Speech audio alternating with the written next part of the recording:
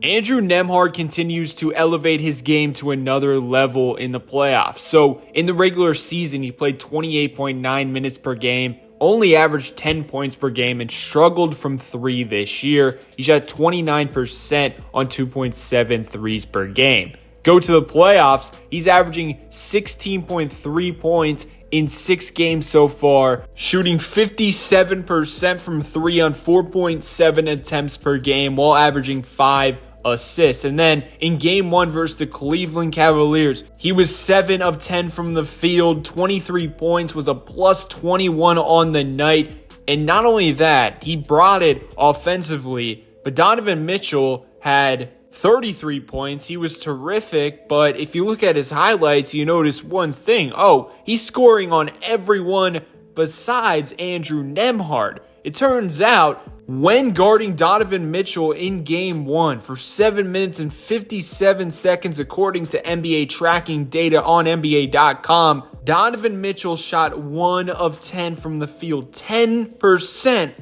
versus Andrew Nembhard. He gave them 20 points, 6 assists as well. And not only that, he was playing elite defense versus their best perimeter player. Are you kidding me? And as you can see, Donovan Mitchell shot 50% or better against everyone else. The only one that had an answer for Mitchell was Andrew Nembhard. On this play, he's picking up full court, doesn't allow him to get the first pass, kind of gets beat up the court, but look at the recovery skills from him, and now he's in front of Donovan Mitchell, makes him go one way, makes him go another way. And now I have to shout out Caitlin Cooper for noticing this little skill that he's been doing defensively all season long. So he kind of pulls out the chair on Donovan Mitchell as Mitchell expects to create contact with him. It's a very little detail. You might not notice it really, but as you can tell from him moving away, Donovan Mitchell is off balance and isn't able to finish. Now, the same thing happened in the second half, and guess what? Donovan Mitchell adjusted to that and was able to finish despite being a bit out of control. Now, the Cleveland Cavaliers are a heavy pick and roll team, so fighting around screens is going to be very key for Nembhard against Mitchell. You saw in this game, he got screened off of Mitchell, and that's where Donovan had a lot of success. But on this play, it's a perfect example of how to fight around a screen. He gets super low, he swivels them hips, and now that screen really has no effect, and he's right there with Donovan Mitchell. He gets a very good contest, and as you can tell, that affected Mitchell because that shot is way short. On this one, you think he's screened completely out of the play, but shout out Miles Turner, just giving him enough time so he can recover. He takes away the pull-up three-pointer from Donovan Mitchell, gets back in front, and now forces a tough Euro step contested floater. You live with that even if he makes it. And then eventually Mitchell gets it back, and Miles Turner says, absolutely not, no thank you.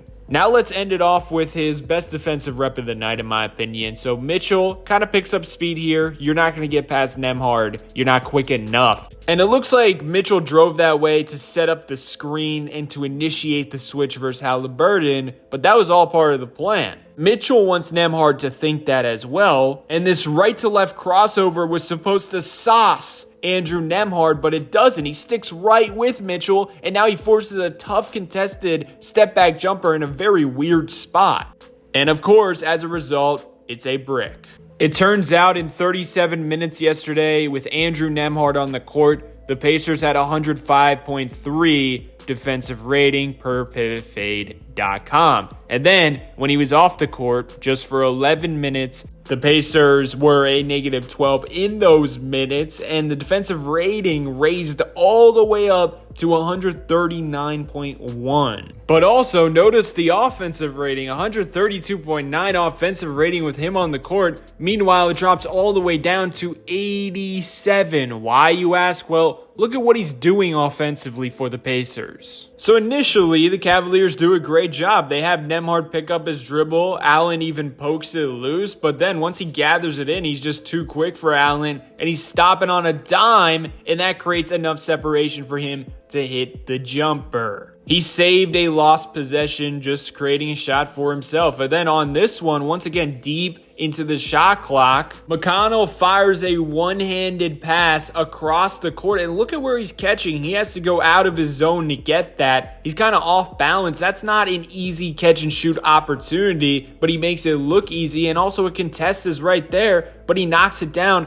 and saves another possession. Now he's catching with 6 seconds on the shot clock. The only option is him creating a shot. He hesitates, crossover into the step back, and he nails it. Are you kidding me? And then in the second half, it was all about those momentum shots, buckets that the Pacers needed to make. I mean, the Cavaliers are on a big run. They're down by 4 points, but now they get an advantage because Allen got fouled. They didn't call it. And guess what? On the other end of the floor, that leads to an Andrew Nembhard three-pointer. This is basically automatic in the playoffs in that situation. And then later in the game, it's 104-102, again, deep into the shot clock. He's catching with 6 seconds. And by the way, he's not really catching with an advantage. He's way beyond the three-point line. There's not really much he can do, but he just goes right away. Same-sided step back. Look at how far from the three-point line he is. And he shoots it with full confidence. He does not care, and he knocks it down. That is a ridiculous shot, and there's nothing the Cavaliers defense can really do besides get up a little more and force him off the three-point line.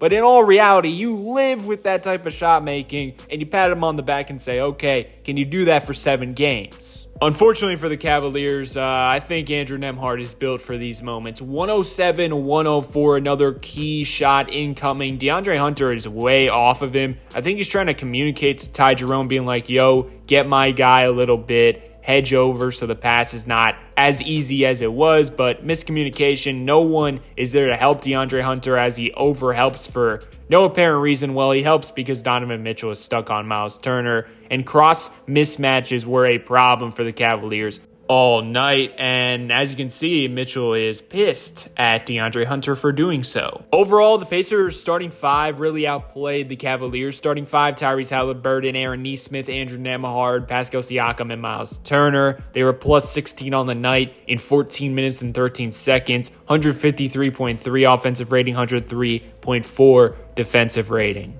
Just an insane game overall. You had how many players in double figures? Tyrese Halliburton, 22, Nembhard, 23, Miles Turner, 13, Pascal Siakam, 17, and then Aaron Nesmith, 17. Mathurin, 11, so 6 on the Pacers. And then the Cavaliers, they got 5 as well. DeAndre Hunter with 11, Jared Allen, 12, Ty Jerome, 21, Evan Mobley, 20, and Donovan Mitchell, 33. What a game offensively. This series is going to be a fun watch for sure. But shout out Andrew Nembhard. He has been balling. Let me know your thoughts below on who you think will win this series.